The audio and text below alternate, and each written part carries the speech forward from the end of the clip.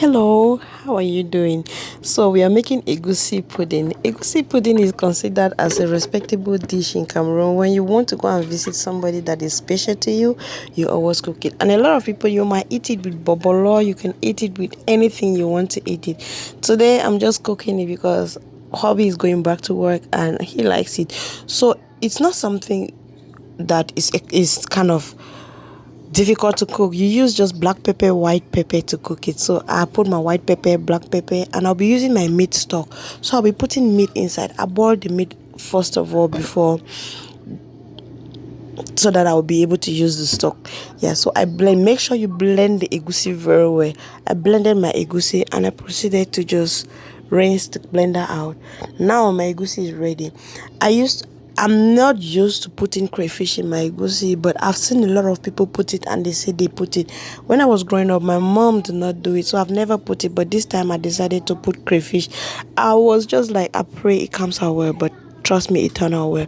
I just put my salt, my seasoning, and that was it. So you're just going to proceed, mix it. Make sure you mix your egusi pudding well, because you don't want some of this seasoning to be on one side, and my bowl was small, so I was struggling for my life. Yes, I had to mix it well. We also put some eggs for extra binding.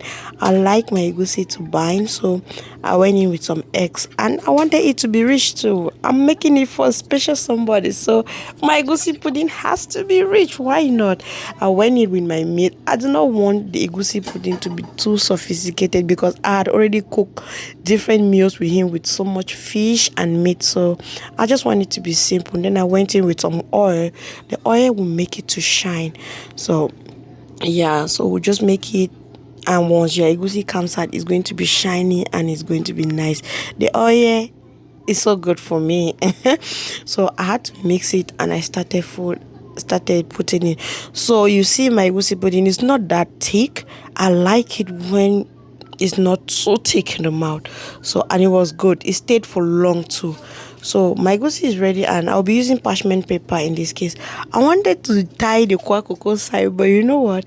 These papers disappointed me. It was a kind of way, but I struggled to do what I could do. Oh, disclaimer.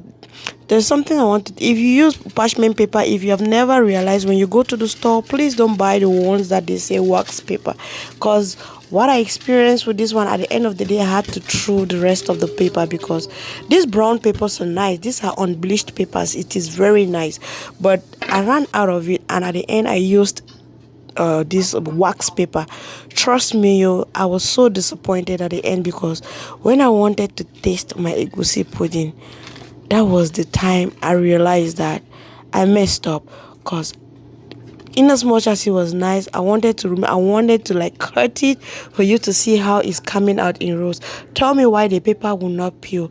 So the wax paper just got stuck in the egusi, and that's why you see me struggling to remove it. I was so disappointed, because I wanted hubby to carry everything, but now I had to reduce I had 3 bundles that I made with this paper. I could not give it to him, because when he's a truck driver, and you don't want him to be going through the struggle of removing the parchment papers or the wax paper that is inside it. And I was so disappointed.